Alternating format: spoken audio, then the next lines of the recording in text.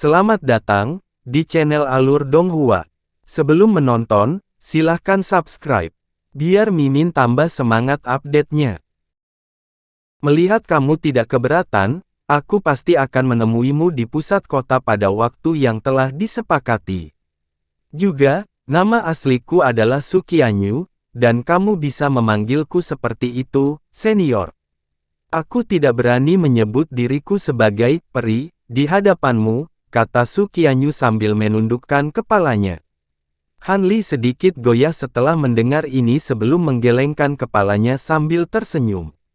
Haha, tidak perlu ditundukkan begitu, rekan Taois Qianyu. Tidak lama setelah itu, Sukianyu pergi. Meskipun dia punya waktu 2 hari dan tempat tinggal guanya cukup dekat dengan kota Deep Heaven, perjalanan pulang masih cukup memakan waktu, jadi dia tidak berani menunda.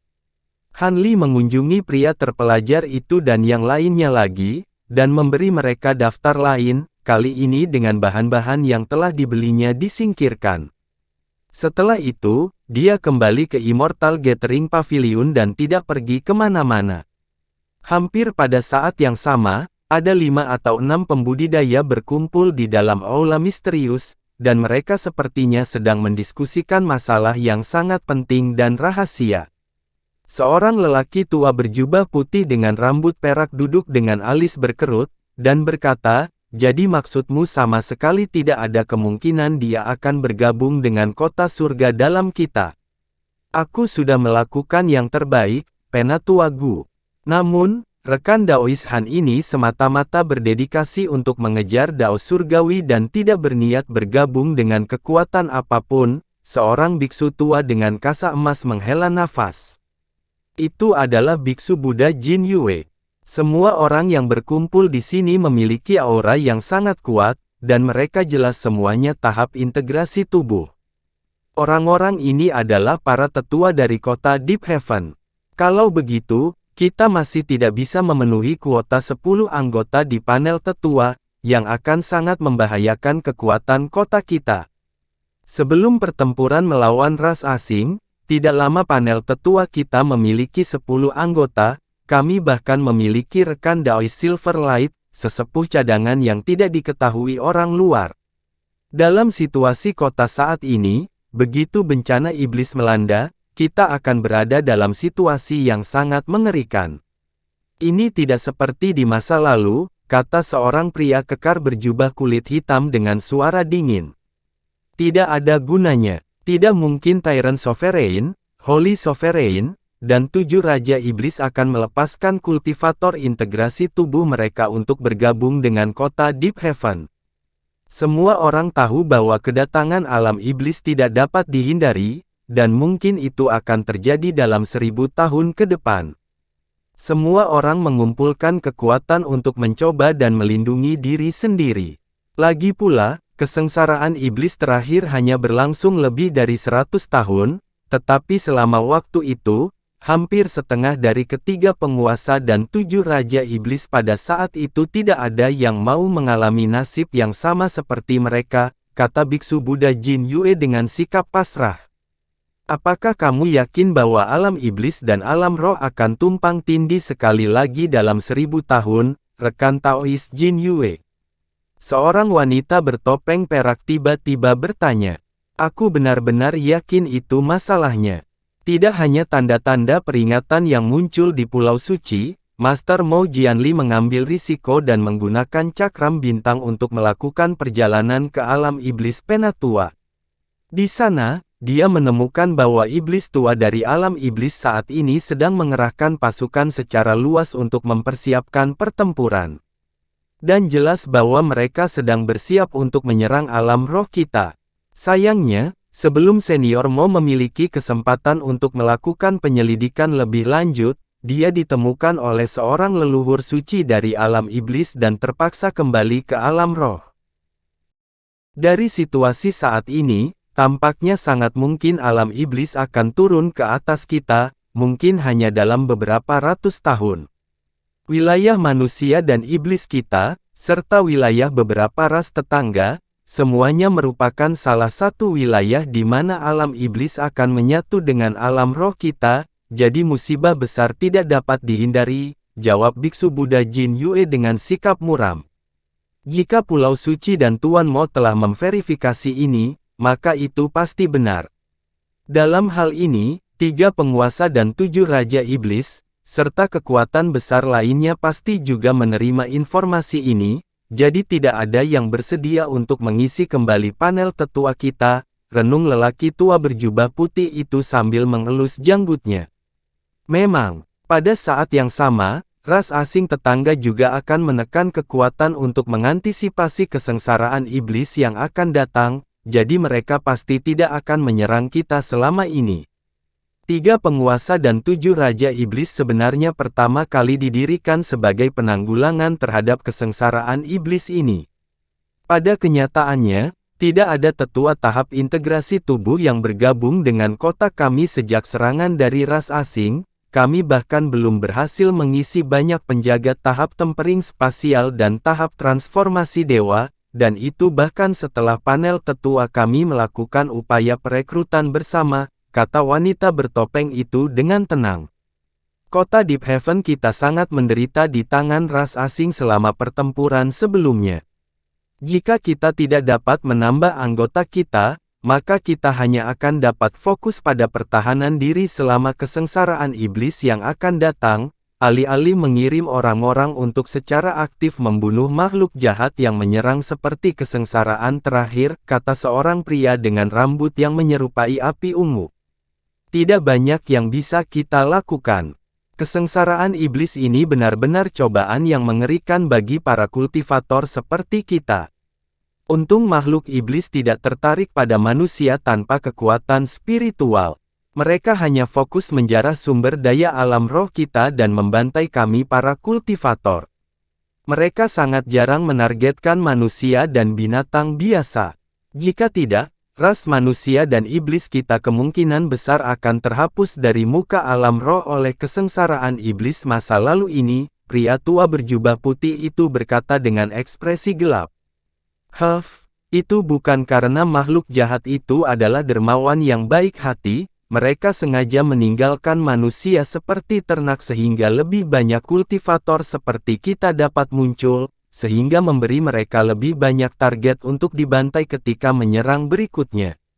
Lagi pula, iblis core dan Naschen Souls dari kultivator seperti kita adalah makanan terbaik untuk makhluk jahat, kata Biksu Buddha Jin Yue saat cahaya dingin melintas di matanya.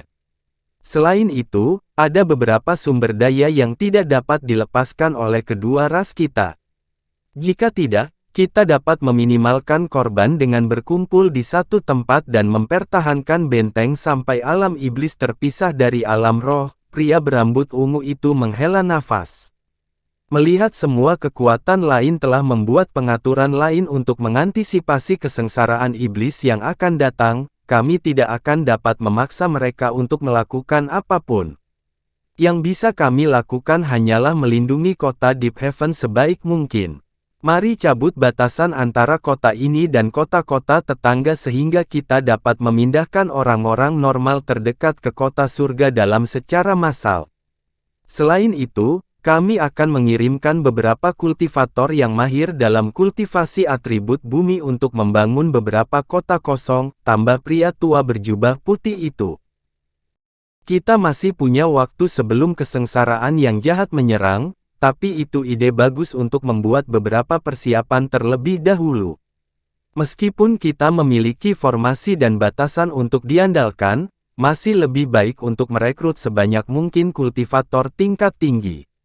Tidak mungkin bagi makhluk manapun dari ras manusia kita untuk maju ke tahap integrasi tubuh dalam beberapa abad mendatang, tetapi saya pernah mendengar bahwa ada beberapa makhluk dalam ras iblis Anda yang baru-baru ini melakukan upaya terobosan ke tahap integrasi tubuh, jadi saya harus meminta Anda untuk mengawasi mereka, rekan Taois Bao. Pria tua berjubah putih itu tiba-tiba berkata kepada pria berjubah hitam itu. Aku pasti akan melakukannya. Memang ada beberapa junior yang sangat berbakat yang baru-baru ini muncul di ras iblis kita, dan ada peluang dapat maju ke tahap integrasi tubuh, pria berjubah hitam itu menjawab.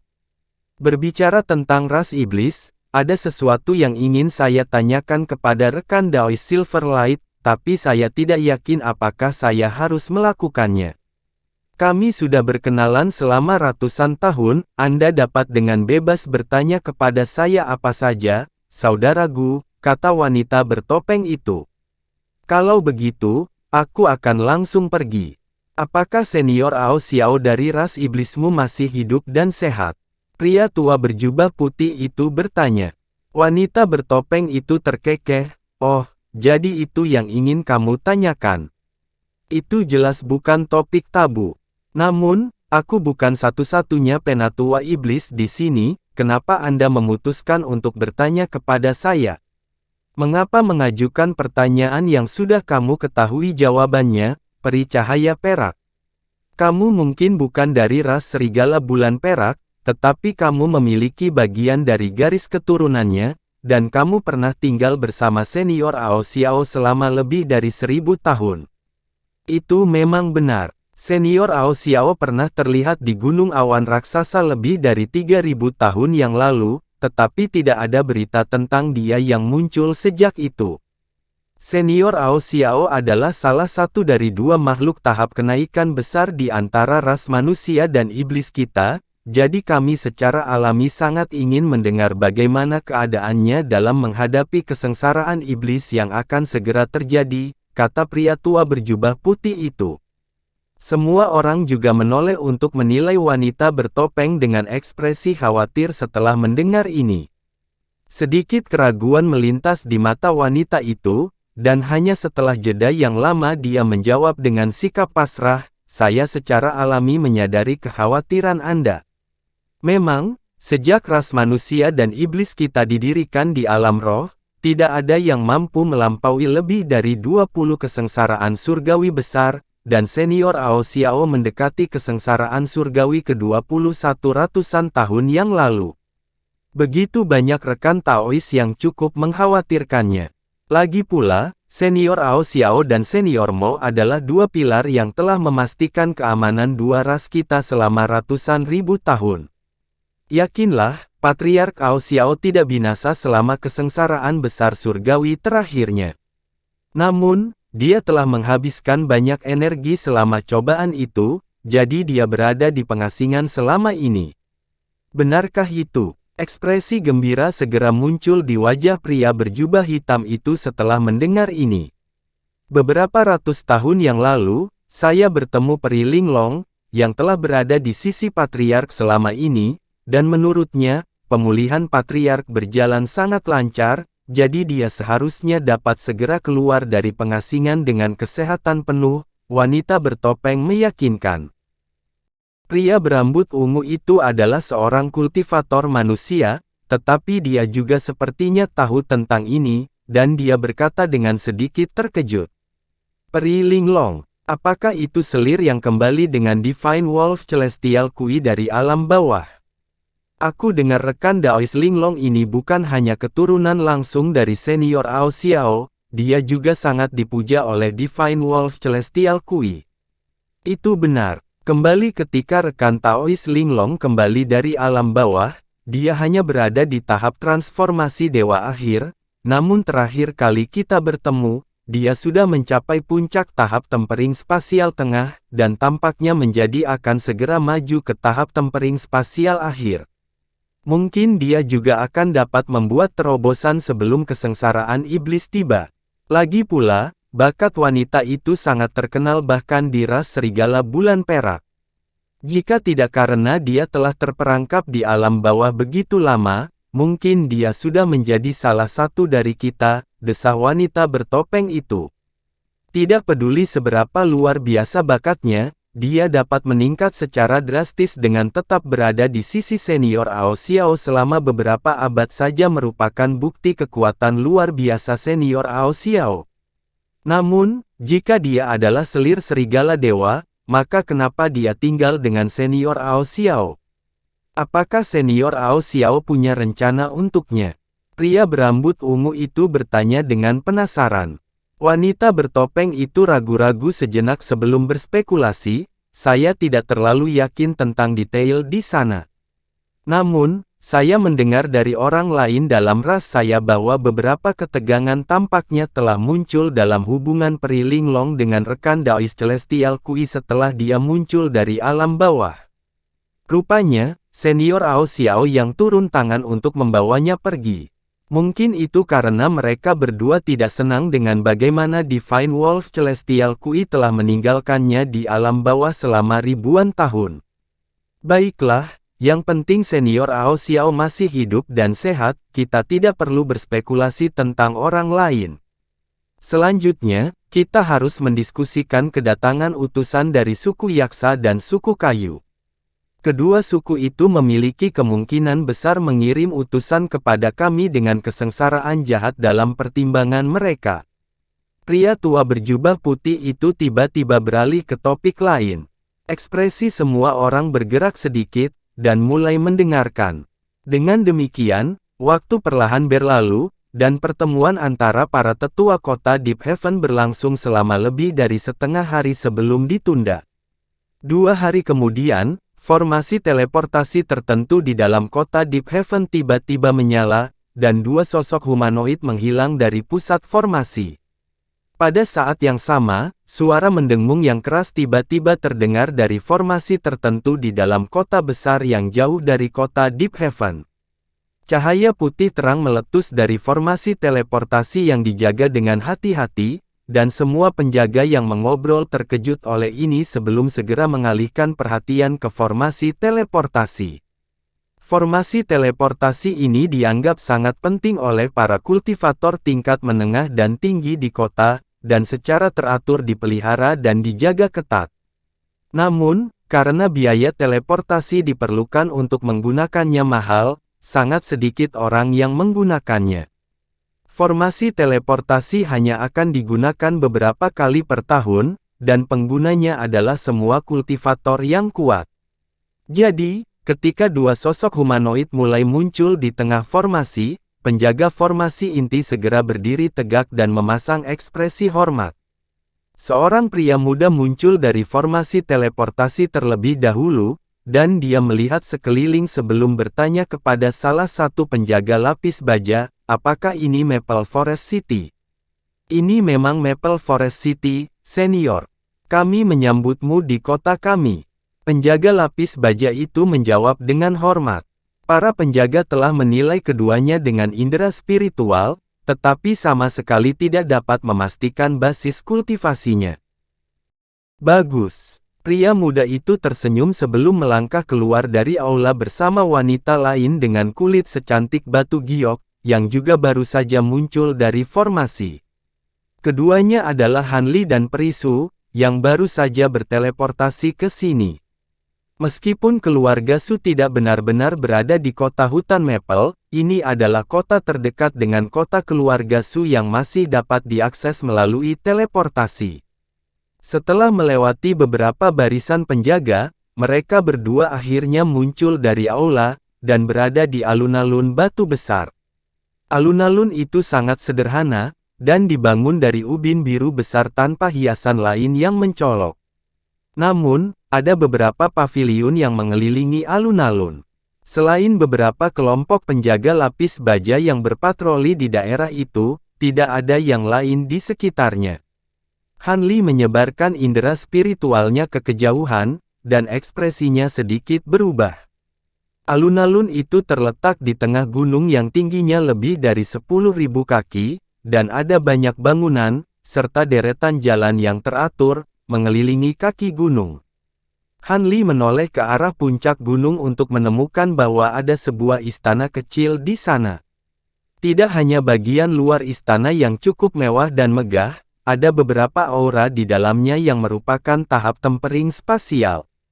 Tampaknya mereka adalah para kultivator tingkat tinggi yang bertanggung jawab untuk mengawasi kota. Hanli menarik indera spiritualnya sebelum melambaikan lengan bajunya ke udara. Semburan cahaya biru menyapu keluar dari tubuhnya, menyelimuti dirinya bersama Perisu, dan mereka berdua langsung pergi sebagai seberkas cahaya biru. Di dalam ruangan tertentu di istana di puncak gunung, ada 3 kultivator tempering spasial duduk mengelilingi meja yang dipenuhi dengan hidangan lezat, dan sepertinya menikmati percakapan yang sangat menyenangkan. Tiba-tiba, mereka tiba-tiba terdiam sebelum bertukar pandangan heran satu sama lain. Apa itu? Ledakan indera spiritual itu begitu kuat, mungkinkah senior tahap integrasi tubuh datang ke kota kita? Seorang lelaki tua berjubah brokat bergumam. Menilai dari seberapa kuat indera spiritual itu, tampaknya itu benar-benar seorang kultivator integrasi tubuh. Aku ingin tahu apakah itu salah satu penguasa atau salah satu tetua kota surga dalam, seorang pria parubaya berjas putih armor berkata dengan bingung. Kultivator ketiga adalah seorang pria muda yang mengenakan ikat kepala emas berkilauan, dan dia berkata, dari apa yang saya dengar, semua penguasa sibuk mempersiapkan acara besar di kota Deep Haven, jadi tidak mungkin memiliki waktu luang untuk datang ke sini, itu pasti tetua kota Deep Haven. Oh, jika itu adalah sesepuh dari kota Deep Haven, maka dia pasti hanya melewati kota. Dia sepertinya sedang terburu-buru, jadi kita tidak perlu pergi dan menyapanya. Pria tua berjubah brokat menghela nafas lega. Mungkin itu masalahnya, tapi kota hutan Maple kita adalah tempat yang cukup terpencil di wilayah Tianyan. Apa yang dilakukan sesepuh kota surga dalam di sini? Pria parubaya berbaju putih itu masih sedikit khawatir. Hehe, siapa tahu. Makhluk tahap integrasi tubuh itu selalu misterius dan tidak dapat diprediksi. Selama dia tidak ada di sini untuk kita, mengapa kita harus peduli dengan apa yang dia lakukan? Aku senang dia tidak tinggal di kota kita, pria muda itu berkata. Pria tua itu jelas sangat berhati-hati, dan setelah jeda singkat, dia berkata dengan sikap serius, itu benar. Namun, kita tetap harus memberi tahu semua bawahan kita untuk lebih berhati-hati sehingga mereka tidak menimbulkan masalah bagi kita. Memang, kota kita tidak berada di bawah yurisdiksi kota Deep Haven, tapi itu masih tahap integrasi tubuh, jadi tidak ada salahnya untuk lebih berhati-hati, jawab pria berbaju besi putih itu. Percakapan antara mereka bertiga sepertinya menunjukkan berusaha menyembunyikan sesuatu yang menyedihkan yang telah dilakukan. Tanpa sepengetahuan Han Li, kedatangannya telah menyerang 3 penguasa kota dengan rasa tidak nyaman. Di bawah bimbingan Su Qianyu, mereka terbang keluar dari kota Maple Forest sebelum melanjutkan perjalanan ke selatan. Menurutnya, ini adalah kota terdekat dengan keluarga Su yang dihuni oleh para kultivator, tetapi masih sekitar 1 bulan perjalanan dari tempat keluarga Su berada. Maka, tidak lama setelah itu, Han Li melepaskan kereta terbang, dan keduanya naik kereta untuk melanjutkan perjalanan. Tempat ini jelas sangat terpencil, dan setelah terbang beberapa ratus ribu kilometer jauhnya, hampir tidak ada manusia yang terlihat di bawah. Bahkan kota-kota kecil yang sesekali mereka lewati dihuni oleh manusia dan kultivator.